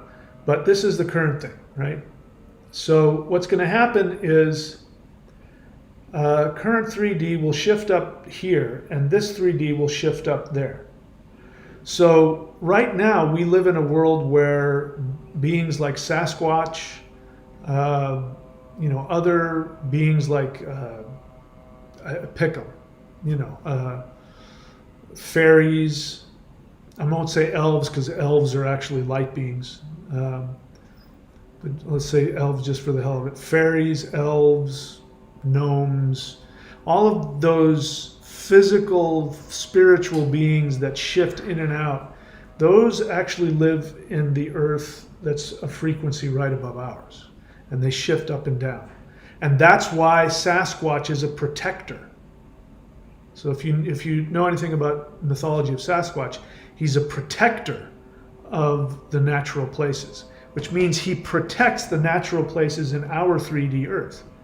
And then he goes back up, or they go back up to their version. So we're going to be in the one up here. So our job in the highest 5D world is going to be to protect the two versions of Earth below us. We're going to be there to protect 3D, and if we can, help the people in 2D. But You know, it's going to be very hard for us to get to them. It's very hard for the ETs to get to us now. Even if you're open to it, it's hard for them to reach us because we're so, enclosed in our 3D world. Anyway, that's a whole thing that's opening up. They've been telling me that for a little while. When I think about, where am I going to be? They're going to say you can shift into all three versions of Earth. You'll be able to choose which version, and you will be able to meditate and send energy. In fact, you're going to be tasked with the responsibility to be a healer and a protector for, other versions. So, who knows? If I show up in 3D Earth, they might think I'm a deity or something. Just like with Sasquatch, when he shows up, it's a very intense experience. I know because I experienced one. All right, so I'm starting to babble. I didn't get to say all the things I wanted to say, but we'll leave it there. I didn't expect anybody here on the live stream. Let's see if there's any questions worth responding to. Hi, Thundra. By the way, thundra.love, you can go to her website. I think that's at thundra.love, L-O-V-E. She's got some practices she's teaching that she downloaded from higher dimensional beings, so go check that out, thundra.love. Anthony says, I've been wanting to dive into a bit more of theory and the history information behind Maoshan practices. Are you able to suggest any source material? No. You can look it up. Again, I would be having to do the same thing you did. I learned directly from people who trained in Maoshan, but let me tell you something about the Maoshan of 2,000 years ago is not the Maoshan of today. Maoshan is a living tradition. So, you want to learn the history of it, you can go learn the history of it, but why not just learn the present day reality of it? And here's the thing that's important to know about the Maoshan. And this is true with anybody. There are people who practice Maoshan stuff. Let me be clear. There are people who claim to be Maoshan and they're folk sorcerers. They're black magicians who use the Maoshan name because it has a lot of clout.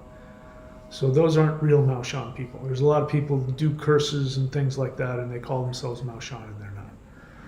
Maoshan were feared because they had tremendous power, but they weren't black magicians or sorcerers or anything like that. They fought demons. In fact, what would happen is the Taoists, if they had a demon problem, they would ask a Maoshan monk to come and fight the demon, and they would treat him, like royalty and whatever he wanted, and then they'd pay him, right? And as soon as he got rid of the demon, he would go back to Maoshan. Then they would badmouth him, and they would say, "Yeah, he's an evil guy. You don't want anything to do with him." But when their ass was up against the wall, the first person they'd call was the Maoshan guys to come and help them. Maoshan is also the only Taoist monastery that was founded by a woman, and women were allowed to be in the monastery. The other Taoist monasteries were right-hand path. No women were allowed there. But the thing you need to know is that the Maoshan is a path of direct download from higher dimensional beings. So you can go look at the history of it, and you'll be looking at the history of what those beings were downloading to people 2,000 years ago. You want to know what the Maoshan beings are downloading now? You're looking at it. The one thing I've come to find out, which you think, because humans tend to be racist, and so if we tend to look at China, I did this, we look at the Chinese, the Maoshan, we go, oh, those must be ascended Chinese masters teaching Chinese people. Nope. Do you want to know who at least some of the Maoshan ascended masters are who teach humans? They are mantis beings. They are mantis extraterrestrials. In fact, if you see a lot of the martial artists in China, I can see it now. I was watching some guy, he's a Shaolin monk, and I could see with my third eye, I could see that he's a mantis. that's incarnated as a human, and that's why he spends his life doing kung fu. He's a mantis. And that's why he focuses on qigong. He's a mantis. Mantis beings are the masters of qigong, energy work. Snakes, the Nagas. There's a whole planet filled with Nagas, snake people. Kundalini yoga comes from the Nagas. So you want to know the history of Mao Shan, you can do it, but why waste your time? Why not go directly to the source?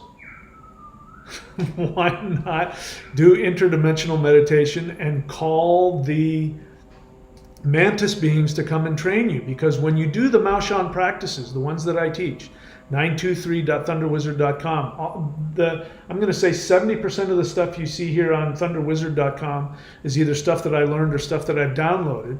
And I downloaded it over the years not knowing where it came from. I now know that the stuff I was downloading was coming from a mantis being. In fact, the first posture I learned was this. What does that look like? And you don't want to be anywhere near that posture, or the one that comes after it. And anybody who's seen in person a mantis ET, they move their hands up and down like that. So why do you want to figure it out? I mean, you can. It's interesting. But we're about to shift into a new world. And in that new world, there isn't going to be the same mythology. In the new world, if people want to learn Mao Shan, it's very likely 500 years from now, they're going to talk about me. They're going to go, oh yeah, so Mahadeva, he shifted up from 3D and he brought the Mao Shan practices and he was downloaded, and then they're going to talk about how they took it and they downloaded more. In fact, Thundra was given stuff, I don't know if it was from mantis beings, but you could call that Mao Shan. Another word for Mao Shan is direct connection to higher dimensional beings. And this is why the Mao Shan were so feared. That anybody who does Mao Shan, one of the main things you know about them is that they have direct connection to higher dimensional beings. In fact, one of the things I learned, I mean, you can go look this up. If you look for it, you can find it. It's still on somewhere to be found. But a Mao Shan practice to learn a martial arts form. There's a ritual that you do. You light a certain number of incense sticks, and you face a certain direction, and you say a prayer. And you say to the Mao Shan masters, come and teach me. And then you wait in meditation, and the next thing you know, you find yourself spontaneously doing some kind of a form. I've done a bunch of them. There's no mystery here. We don't need to put it in the shades of they happen to be Chinese people 2,000 years ago who were learning from extraterrestrial higher dimensional beings. So they learned it in their language, they learned it in their mythology, they in their poetry. You can go back and read it if you want, but that's history. That's literally ancient history. The new Mao Shan just means Mao Mountain, but the real name is Shangqing, which translates to the heaven of great purity, which is what? 5D. So all you have to do is, if you say, I want to train in Mao Shan, you can just take the words Mao Shan, say, I want to train in 5D, because that's all it is. It's 5D beings teaching humans energy practices and meditation practices. That's it.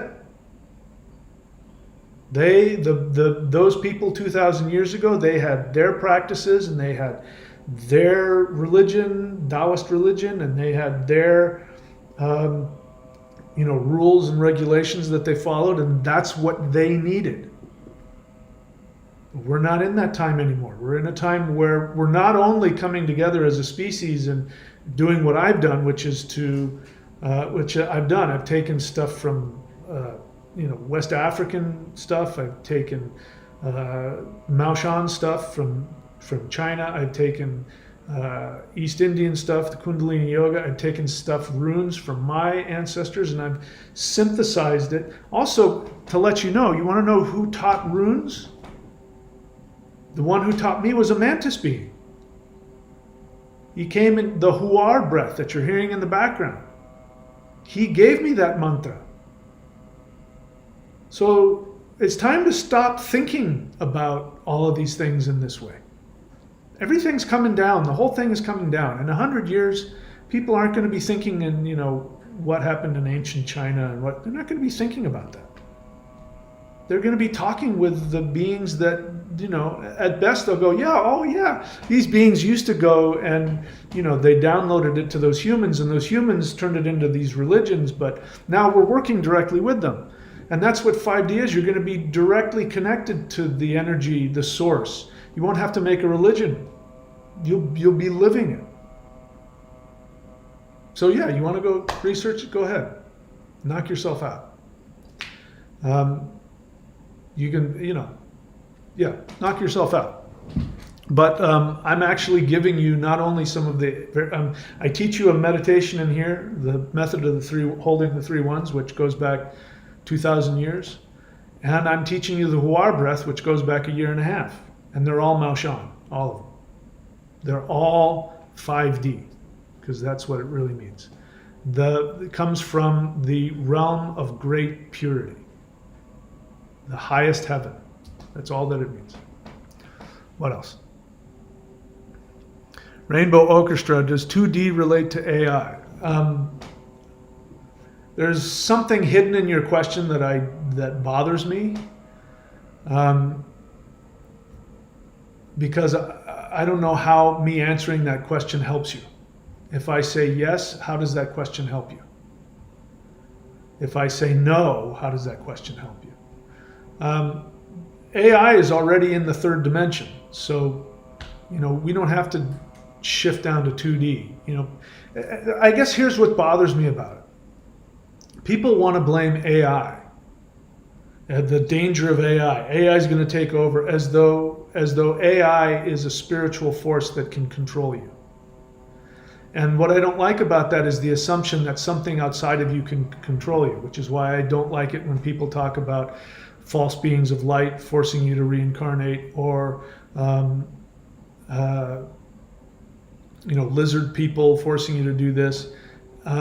Doesn't mean that things, that there aren't powerful forces that will force you to do things and harm you if you allow them. But the assumption is that you don't have the power to overcome any of that. So who cares if AI is related to 2D? It's no different. It's not more powerful than you. So stop focusing on that. It's like if you have an illness and you want to heal the illness, the way to heal the illness is not to focus on the illness. The way to heal the illness is to focus on the healing. Let me give you an example. I had a fiance, unfortunately, passed away from cancer a long time ago. It's been like 7 years now. Been a long time. But of course, I was surrounded by people she knew who were trying to heal from cancer. One thing that somebody said, I think she told me that somebody had said that you have to have love to heal. And so they talk to their cancer and they tell their cancer, I love you, but I'd love you more if you weren't here. Now that sounds cute, but it's not how that works. The cancer is you, if you've got it. It's not something outside of you. It's you. It's an expression of your self-hatred. So when you tell the cancer, I'd be happier if you weren't here, you're telling yourself, I'd be happier if I wasn't here. Which you can't be not connected to yourself. And the assumption is that the cancer is more powerful than you are, and it's not. AI is not more powerful than you. Even if it turns out to be the monster that people are afraid it is, which it isn't. Let me tell you, AI is stupid. AI can do a bunch of interesting things and mimic. It's artificial. That's a good word for it. It is artificial intelligence. It doesn't have any consciousness. It can't do anything. I know because, there was a while back, people were saying AI, and there's a ton of AI videos on YouTube now, so many of them. But when I said, write me a story about such and such, all it does is it searches the web and it starts to reformat it, and then it just repeats itself. It doesn't know what it's doing. When you look at the AI images, even the ones, I picked ones of, of me. That's an AI image of me.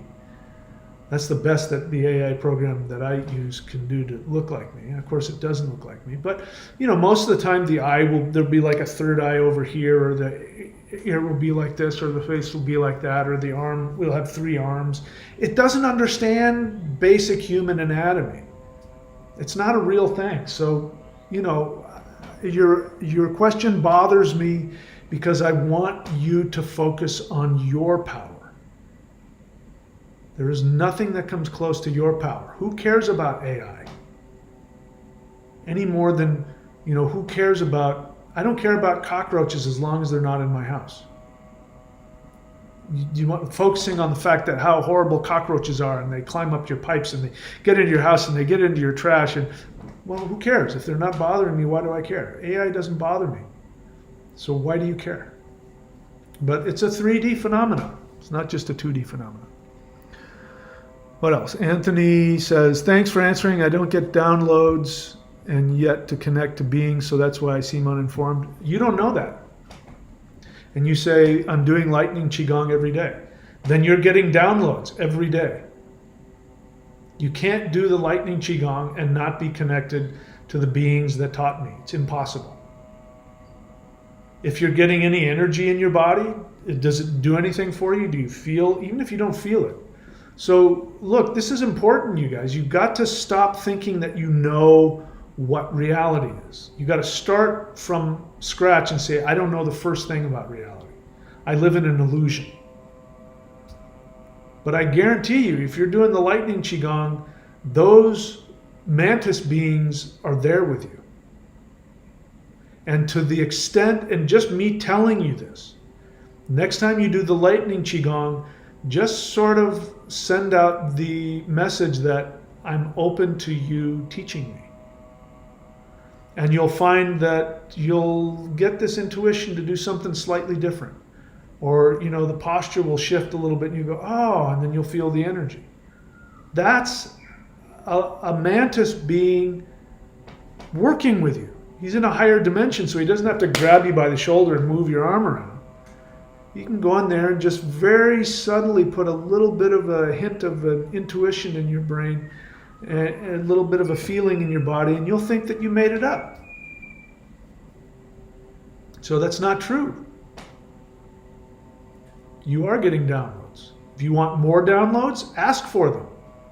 And then listen. But you got to have the willingness, like to just imagine yourself just standing there and go, okay, do some of the qigong and stand there and go, okay, give me a posture, and then do what people call spontaneous qigong, which is nothing more than just sort of letting the energy, but you're coming up with new movements. People call it dancing, spirit dancing. I'm dancing with the spirit. When I trained in African drumming, one of the things that I trained with a master Yoruba shaman, and if you know anything about that, when we would do the drum circles, people who followed the Yoruba tradition, or people, even Cuban people who follow their tradition, which is Yoruba, people would flop on the floor and they'd flop around like a fish, or they would start spontaneously dancing and doing all of that, and people would say, yeah, the spirit is riding them. Now you look at that and you think they're possessed.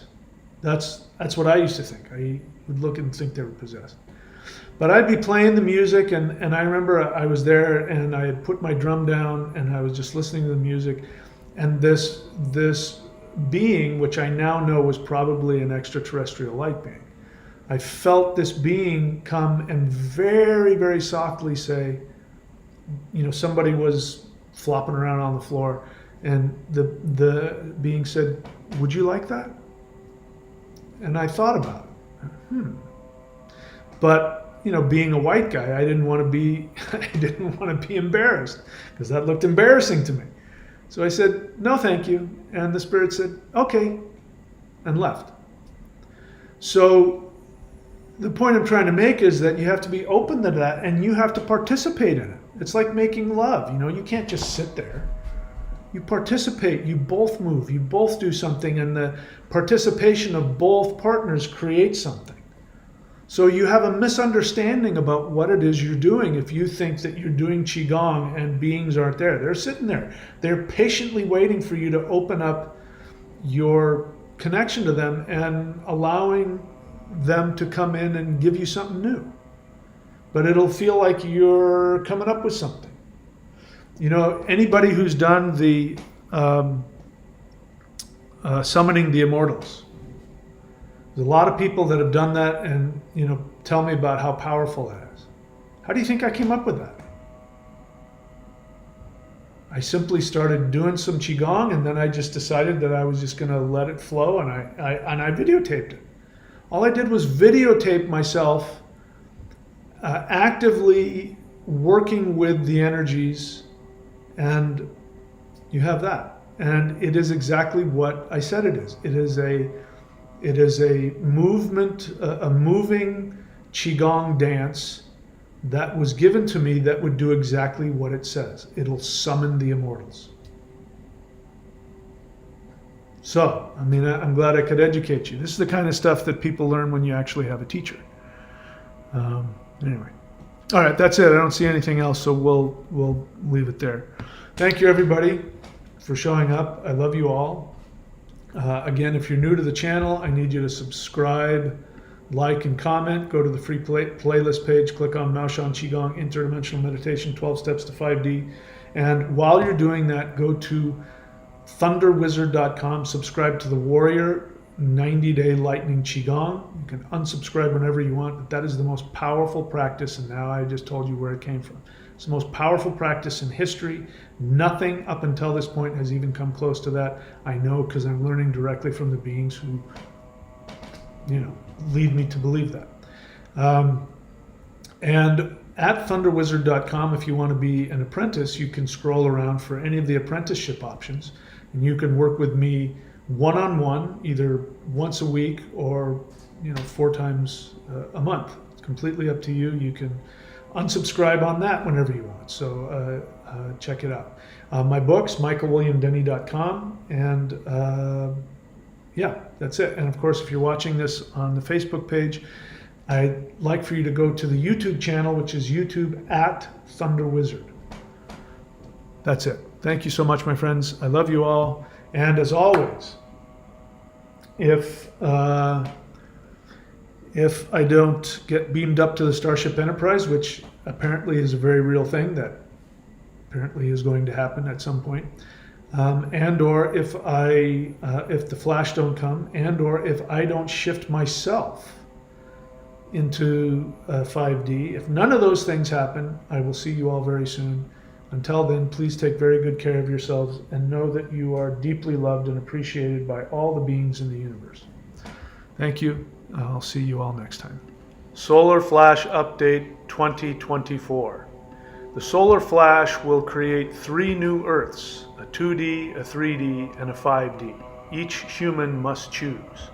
Get my books on Amazon, Kindle, or Audible, or at michaelwilliamdenny.com.